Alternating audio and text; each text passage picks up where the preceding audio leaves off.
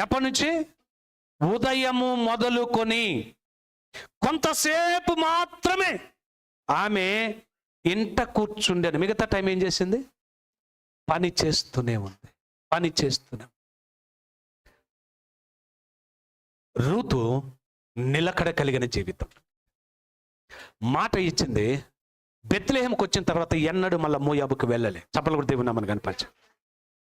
ఒక్కసారి బెత్లెహేముకు వచ్చిన తర్వాత మోయాబు వెళ్ళలేదు. బెత్లెహేములో ఉన్న నయోమి మోయాబు వెళ్ళింది. కానీ మోయాబు నుంచి వచ్చినటువంటి రూతు మరి ఎన్నడూ కూడా బెత్లెహేమును విడిచిపెట్టలే. ప్రియులారా, ఈ రోజున దేవుని మందిరము బెత్లెహేము. ఈ రోజున అనేక మంది దేవుని మందిరం నుంచి లోకంలోనికి వెళ్ళిపోతూ ఉన్నారు.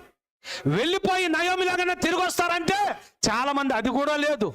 కానీ నీవు తిరిగి వస్తే నీకు కొత్త జీవితం ఇవ్వడానికి దేవుడు సిద్ధంగా ఉన్నారు. చప్పలు కూడా దేవుని నామమున